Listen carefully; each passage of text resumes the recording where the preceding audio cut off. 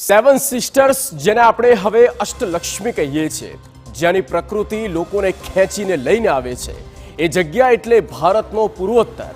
અને આ પૂર્વોત્તરમાં અત્યારે કુદરત ક્રોધે ભરાયો છે અને ચોમાસાની શરૂઆતમાં જ લાવી દીધું પૂર અને ભૂસ્ખલન. રસ્તે રસ્તે પૂર જેવા હાલ થયા છે. એ પૂર્વોત્તર રાજ્યોનો આપને ચિતાર બતાવીએ.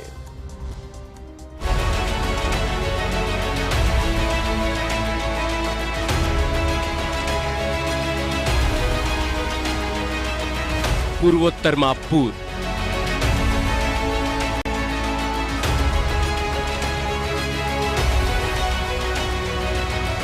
પૂર્વોત્તર રાજ્યોમાં આકાશી તાંડવ.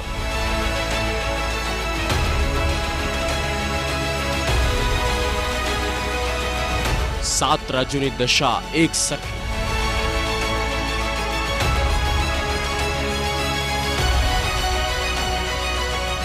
પૂર ભૂસ્ખલન વચ્ચે ફસાયા લોકો.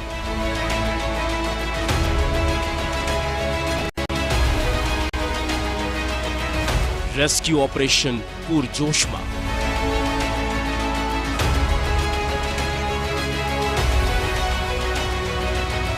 કુદરતની સામે પ્રકૃતિનું નુકસાન. જી હા, પ્રકૃતિ માટે જાણીતું છે પૂર્વોત્તર, પણ આ જ પ્રકૃતિની સુરત બગડી છે. કુદરત રૂઠી અને પૂર્વોત્તર રાજ્યના થયા કંઈક આવા હાલ.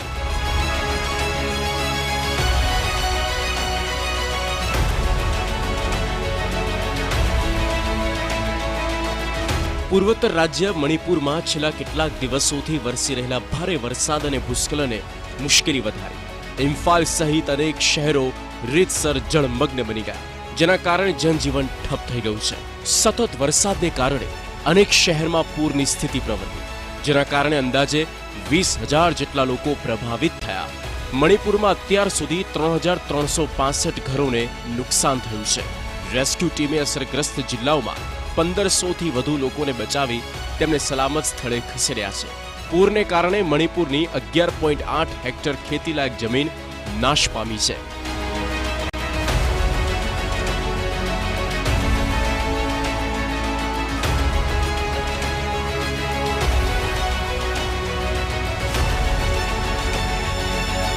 ભારે વરસાદને કારણે મણિપુરની મુખ્ય નદી ઇમ્ફાલ અને ઇરેલી રૌદ્ર સ્વરૂપ ધારણ કર્યું છે.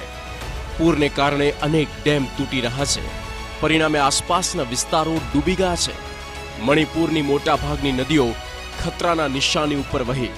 પૂર પ્રભાવિત વિસ્તારોમાં એનડીઆરએફ, એસડીઆરએફ, રાજ્ય પોલીસ, સેનાના જવાનો અને સ્થાનિક સ્વયંસેવકોની ટીમ દ્વારા રાહત અને બચાવ કામગીરી પૂરજોશમાં ચાલી રહી છે.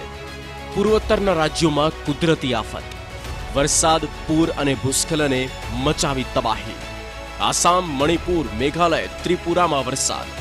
પૂરના કારણે 40થી વધુના મોત. આસામમાં 5,35,000થી વધુ લોકો પ્રભાવિત. 22 જિલ્લાના 1254 ગામડા પ્રભાવિત. આસામમાં કુલ 11 લોકોના મોત. મણિપુરમાં પૂરને કારણે 20,000 લોકો પ્રભાવિત. ભારે વરસાદને કારણે 3,365 ઘરને નુકસાન.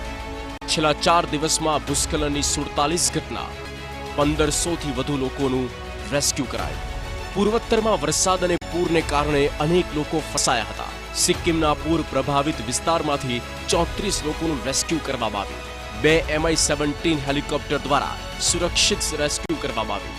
સ્થળાંતરિત કરાયેલા લોકોને હાલ તો સારવાર માટે લઈ જવામાં આવ્યા. ઈજાગ્રસ્તોમાં સૈન્ય કર્મચારીઓ, તેમના પરિવાર અને પ્રવાસીઓ હતા. મણિપુર બન્યો દરિયો. મણિપુરના હાલ જુઓ. જ્યાં નજર પડે પાણી તો ઠીક, પણ બરબાદીનું જ મંજર દેખાઈ રહ્યું છે.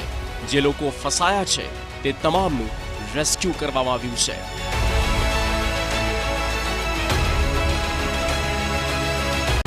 સિક્કિમમાં ફાટ્યું આબ. આ સિક્કિમના હાલ છે. બ્રહ્મપુત્રા નદી પણ ઉભરાઈ રહી છે. સિક્કિમમાં લેન્ડસ્લાઇડ થયું અને તેના કારણે પ્રવાસીઓ અટવાયા હતા.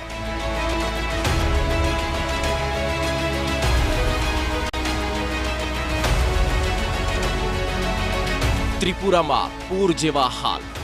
ત્રિપુરામાં પણ બચાવ કાર્ય કરવામાં આવ્યું. વીજળીનો પ્રવાહ ખોરવાયો છે. લોકોને ખાવાના ફાંફા પડી રહ્યા છે. ત્યારે લોકોને બચાવવાથી લઈ જરૂરી સામગ્રી પણ પહોંચાડવામાં આવી છે. ઇમ્ફાલમાં પૂરથી બરબાદી. ઇમ્ફાલમાં પણ ફાટ્યું આગ. લોકોના જીવનું જોખમ ઊભું થયું છે. ત્યારે સ્થાનિક સહિત રેસ્ક્યુ ટીમ આ વિપરીત પ્રવાહમાં મજબૂતી સાથે ટકી રહ્યા છે અને પોતાના જીવને બચાવવા માટે સંઘર્ષ કરી રહ્યા છે.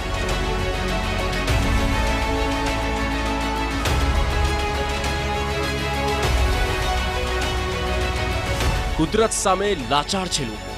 ભારે વરસાદને કારણે ચારે કોર પૂર જેવા હાલ છે. આ હાલતમાં આ પૂરના પ્રવાહમાં લોકો પોતાને બચાવવા રીતસર સંઘર્ષ કરી રહ્યા છે. ચોમાસું બેઠું છે, આ શરૂઆત થઈ છે, ત્યારે આવનારો સમય કપરો આવે તો સ્થાનિક સહિત રેસ્ક્યુ ટીમ માટે મુસીબત વધશે તેવું કહી શકાય. Bureau report TV9.